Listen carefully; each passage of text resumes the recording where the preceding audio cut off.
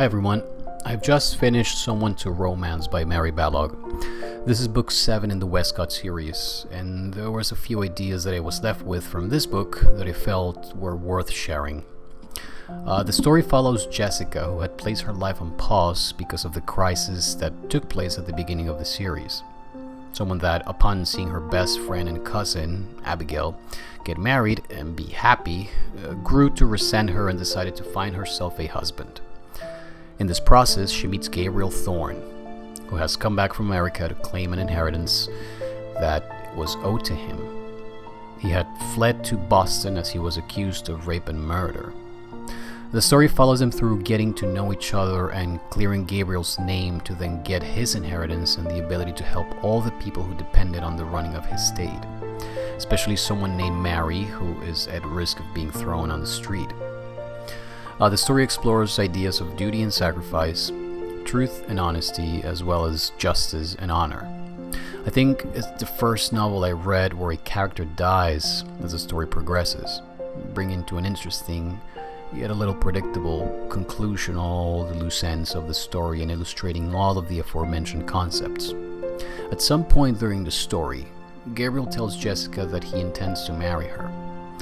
This offends her, particularly because she finds him so attractive. However, she responds with something like, "If you wish to have a chance, you must romance me." That in itself is not answered by the characters by the time the story ends. However, it is answered by the story itself as it progresses. The idea I was left with is that for Gabriel to romance Jessica, nothing was as effective as a sincere display of himself as he actually was to her.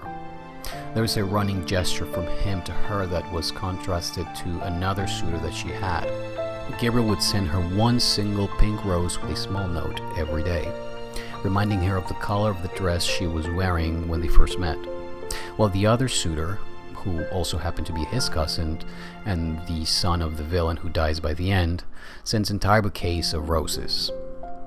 The single rose was another way to illustrate the need to show oneself as one was, as a potential rose, thorns included. Gabriel's name was suitable in this instance. He was described as someone with an angelic name, but with thorns. As we all are, really.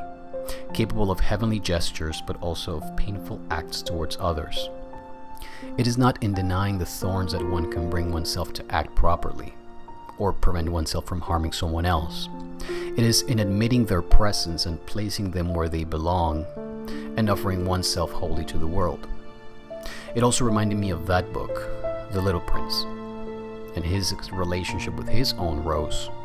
It was the relationship itself that made the rose unique in the universe, and not the fact that the rose was a rose, as there were millions of them. Another way to contrast them was with the fact that Gabriel's cousin was constantly looking to dazzle everyone around him with smiles and gestures, being adorable and proper. He lied about who he and his cousin, whom he presumed dead, were, trying to be the rose without the thorns, while Gabriel was more authentic in his ways, embracing all of himself. In the end, truth is what sets everyone free, is what allows the destruction that was necessary and the construction of what was possible. And while it is obviously seen through the lens of a romantic relationship, which has its own uses, I do believe that the same is true for almost any walk of life. There is something to be said about being strategically honest with the world at large. But in truth, it is once we realize and admit our thorns that we can begin to choose our behavior. It reminded me of a quote I read once that went, "Stay true to your own nature and fear nothing." I always understood it as admitting one's own current state and predispositions, our nature, and not being afraid of choosing a different path that contradicts them. However, it may not be so black and white, so binary. Sometimes the path we may choose may be a combination of our nature with our aims, recruiting the help of the aspects we didn't choose to achieve the goals we aspire to.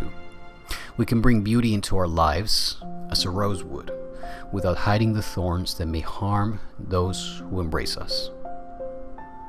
It's one of the last few books of the series, so there is a sensation of winding down, which usually makes it a nostalgic read. I will be moving on to Someone to Cherish and further, so as to finish the Westcott series. So stay tuned, and thank you so much for watching this video. I hope you guys liked it. If you did, then make sure to click like and subscribe to my channel, and I will be seeing you guys next time. Thank you.